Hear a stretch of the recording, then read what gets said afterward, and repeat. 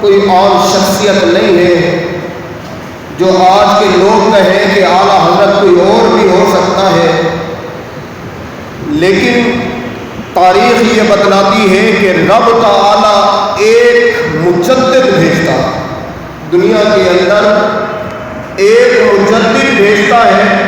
وہ کب بھیجتا ہے؟ فرمایا، حضرت ابو ہریرہ سے روایت ہے، فرمایا ان اللہ یبعث لہذہ الامۃ علی رأس کل مئۃ سنۃ من یجدد لها دینہا۔ فرمایا ہر صدی کے اختتام پر اس امت کے لیے اللہ تعالیٰ ایک مجدد ضرور بھیجے گا جو امت کے لیے اس کا دین تازہ کرے گا۔ پچھلے جمعے میں نے یہی چیز بتلائی تھی کہ اعلیٰ حضرت امام احمد رضا فاضل بریلوی رحمۃ اللہ تعالی علیہ، آپ جب بریلوی کی سرزمین پر آپ نے قلم اٹھایا، قلم سے جہاد کیا، تو اس وقت دین بالکل اس طریقے سے تھا کہ جیسے دین مٹ چکا، کیونکہ برے صغیر کے اندر، ہندوستان کے اندر کافر، ہندو، انگریز، انہوں نے مل کر دین کو مٹانے کی سازشیں کی۔ دو قومی نظریہ ختم کر دیا گیا، بتوں کی پوجا کروائی جانے لگی، بھینسوں کی پوجا کروائی جانے لگی، لیکن اعلیٰ حضرت امام احمد رضا اصلاح دین کے اندر مجدد اسے کہتے ہیں کہ ہر صدی کے اول میں پیدا ہونے والا وہ مسلح جو مسلمانوں میں مروج، خرافات، بدعت کی اصلاح کرے، امت کو بھولے ہوئے احکام یاد دلائے، حضور نبی اکرم صلی اللہ علیہ وسلم کی جو سنتیں تھیں ان کو زندہ کرنا چھوڑ دیا گیا۔ فاضل بریلوی رحمۃ اللہ تعالی علیہ نے اس وقت حضور نبی اکرم صلی اللہ علیہ وسلم کی سنتوں کو زندہ کیا۔ پھر مجدد کے لیے خاص یہ نہیں ہے کہ وہ اہل بیت سے ہو، نہ کہ مستد ہونا لازمی ہے، بلکہ مجدد کے لیے سنی صحیح العقیدہ عالم فاضل یہ ہونا لازمی ہے۔ مجددوں کی جو فہرست ہے تقریباً حضور نبی اکرم صلی اللہ علیہ وسلم کے دنیا سے پردہ فرمانے کے بعد دنیا کی جو پہلی صدی کے اندر جو مجدد آیا ہے وہ بلا اتفاق حضرت عمر بن عبدالعزیز۔ یہی صدی چلتے چلتے پہلی صدی کے مجدد حضرت عمر بن عبدالعزیز، دوسری صدی کے مجدد امام محمد بن ادریس، امام حسن بن زیاد، تیسری صدی کے مجدد ابو الحسن اشعری اور امام محمد بن جریر طبری، چوتھی صدی کے مجدد امام ابو بکر بن قلانی، پانچویں صدی کے مجدد قاضی فخر الدین محمد غازی، چھٹی صدی کے مجدد امام فخر الدین رازی رحمۃ اللہ تعالی علیہ، اور پھر ساتویں صدی کے مجدد امام تقی الدین بن دقیق، آٹھویں صدی کے مجدد امام زین الدین عراقی، علامہ شمس الدین جزری، علامہ سراج الدین بلقینی، استاد گرامی امام جلال الدین سیوطی، نویں صدی کے مجدد حافظ جلال الدین عبد الرحمن بن ابو بکر سیوطی شافعی، امام شمس الدین سخاوی، دسویں صدی کے مجدد امام شہاب الدین، گیارہویں صدی کے مجدد حضرت امام مکتوبات امام ربانی مجدد الفسانی، پھر 12ویں صدی کے مجدد اورنگ زیب عالمگیر شاہ کلیم اللہ چشتی رحمۃ اللہ تعالی علیہ، 13ویں صدی کے مجدد شاہ عبدالعزیز محدث دہلوی رحمۃ اللہ تعالی علیہ۔ لیکن 14ویں صدی یہ جو صدی ہے، یہ اس صدی کے جو مجدد ہیں وہ کوئی اور نہیں، حضرت امام اہل سنت شاہ امام احمد رضا فاضل بریلوی رحمۃ اللہ تعالی۔ یہ ایک صدیوں سے ایک تاریخ چل علی بھی آ رہے. مجدد 100 سال ہونے کے بعد دنیا میں آتا ہے، لیکن اس نے دین کی تجدید کا جھنڈا اٹھایا تھا. اس نے دین کی تجدید کا جھنڈا اٹھایا تھا، نشان حقانیت کا جس کو مالک نے بنایا تھا. اعلیٰ حضرت امام احمد رضا فاضل بریلوی رحمۃ اللہ تعالی علیہ، آپ کا جو شمار ہے وہ بڑے بڑے مجدد کے اگر اس میں دیکھا جائے فہرستوں میں تو نظر آتا ہے، لیکن اعلیٰ حضرت امام احمد رضا فاضل بریلوی رحمۃ اللہ تعالی علیہ، آپ کو یہ سارا مقام ملا کہاں سے؟ یاد رکھیے گا، اعلیٰ حضرت امام احمد رضا فاضل بریلوی رحمۃ اللہ تعالی علیہ آپ وقت کے بہت بڑے فقی بھی تھے، عالم بھی تھے، مفتی بھی تھے، شیخ الحدیث بھی تھے. سب کچھ ہونے کے باوجود جو سب سے بڑی چیز آپ کے اندر نظر آئی ہے وہ عشق رسول. بندے کے اندر علمیت ہو اور عالم کی جھلک بھی نظر آئے، ساتھ عشق کی جھلک نظر نہ آئے، تو پھر وہ عاشق رسول، وہ عالم دین مکمل نظر نہیں آتا. اعلیٰ حضرت امام احمد رضا اتنے بڑے فقی امام اور سب سے بڑے عاشق رسول ہونے کے ساتھ ساتھ دنیا آپ کو یہ کہتی ہے کہ فقہ کی چاندنی میں تیری ضیاء مسلم، فقہ کی چاندنی میں تیری ضیاء مسلم، بد مذہبوں کے رد میں تیری عصا مسلم. گویا جس سمت آ گئے ہو سکے بٹھا دی. اعلیٰ حضرت امام احمد رضا فاضل بریلوی رحمۃ اللہ تعالی علیہ کا انداز بڑا نرالا تھا عشق رسول کے اندر. آپ نے عشق رسول کے اندر سب سے پہلے جو کمال کیا وہ آپ کی قلم سے، ہر مسائل پر تو آپ نے قلم اٹھایا، لیکن عشق رسول کے اندر جو آپ نے قلم اٹھایا آج تک اس کا مثال ہی کوئی ملتا ہی نہیں. دیکھیں آپ نے ہدایت بخشش لکھی، یہ اگر آپ آج بھی پڑھیں، جو کہتا ہے کہ عشق کی میرے اندر جھلک نظر نہیں آتی، پڑھتا ہوں تو پھر عشق کہاں ڈھونڈا جائے، کیسے ملا جائے، تو وہ پھر اعلیٰ حضرت امام احمد رضا کی ہدایت بخشش اٹھا کے پڑھے.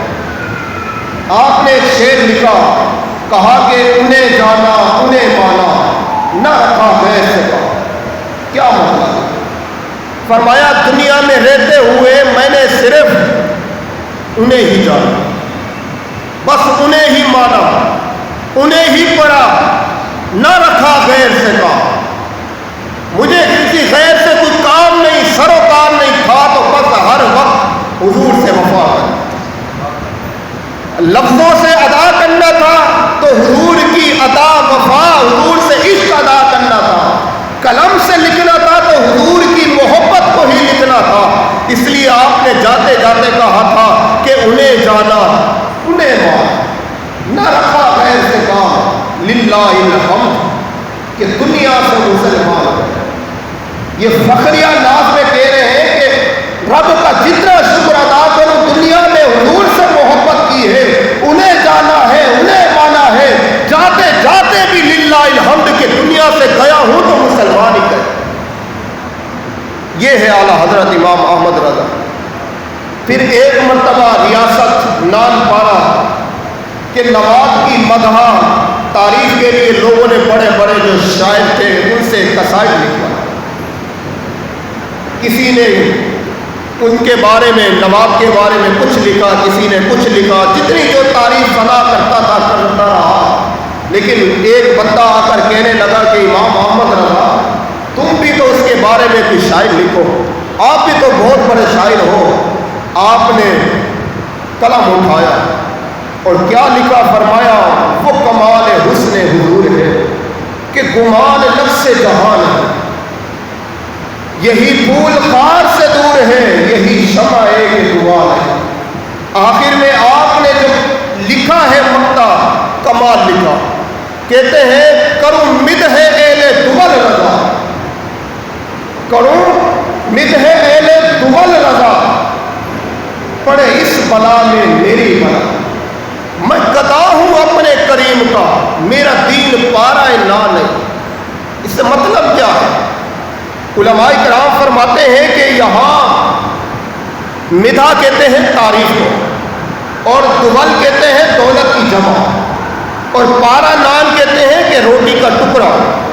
فرمایا کہ میں اپنے کریم کا ایک گدا ہوں، میں کسی کی صلاح و تعریف کروں یہ مجھ سے ممکن نہیں، کہ میں روٹی کا ٹکڑا نہیں ہوں کسی کی تعریف و سنا کر رہا ہوں۔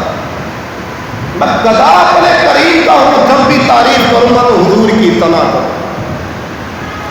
اعلیٰ حضرت امام احمد رضا فاضل بریلوی رحمۃ اللہ تعالی علیہ، آپ کو حضور کے ایک تو گھرانے سے بھی بڑی محبت، حضور کے شہر سے بھی بڑی محبت، اور حضور کے شہر میں رہنے والے ہر انسان ہر جانور سے بھی محبت۔ ایک دفعہ آپ مدینے گئے، مدینے جانے کے بعد آپ نے ایک کتا دیکھا، ہاتھ باندھ کے کھڑے رہے، تو کافی دیر کے بعد آپ خود کہتے ہیں، شعر کا مفہوم ہے کہ آپ خود کہتے ہیں کہ اے رضا،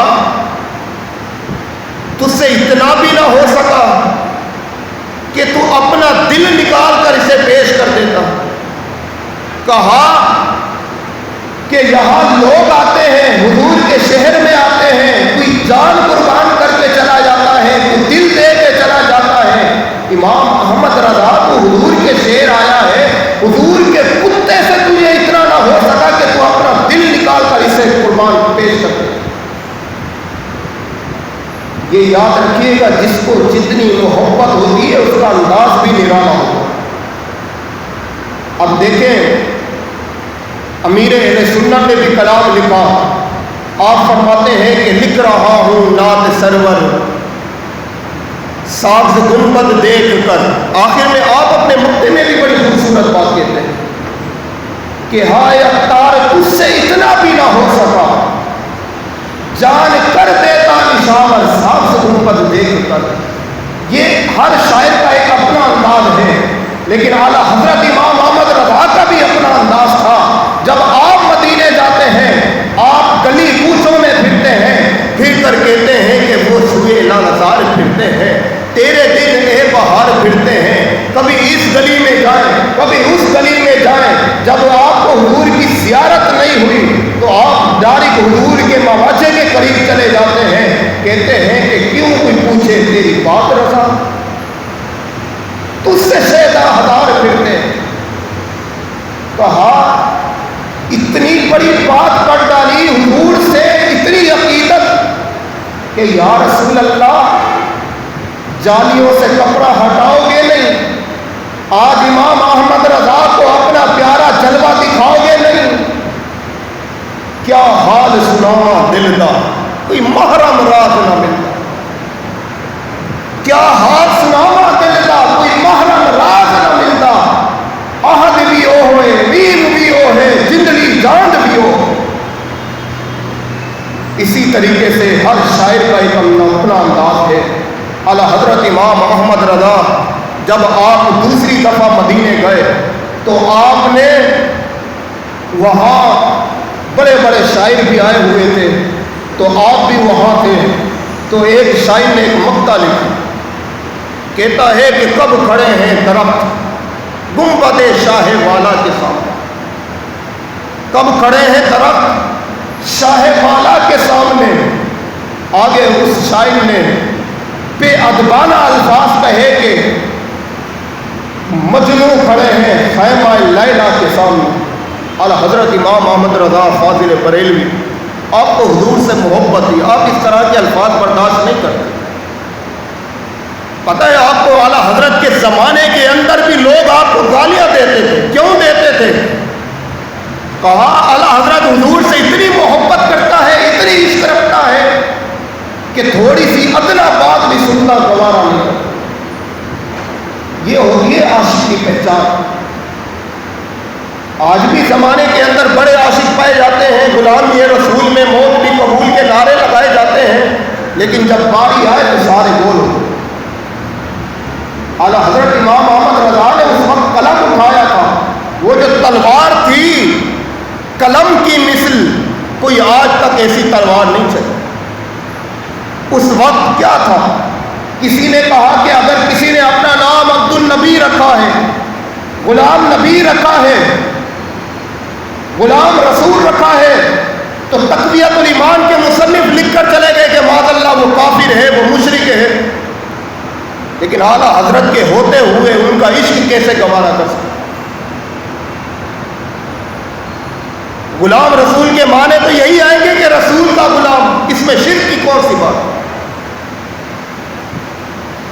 اعلیٰ حضرت امام احمد رضا نے جب اس وقت قلم اٹھایا تھا تو آپ نے تمام کے خلاف ایسا ایک فتویٰ جاری کیا۔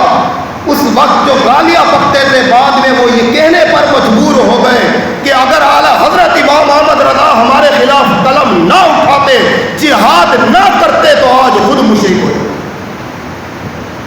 کیوں ہو جاتے؟ فرمایا جب پتہ تھا، حق بات جانتے ہوئے حق کے خلاف نہ اٹھے تو پھر وہ بھی اسی میں پل جاتے۔ یاد رکھیے گا، عشق اس کا نام نہیں ہے کہ صرف نعرے لگا دینا، نعتیں پڑھ لینا، نہیں۔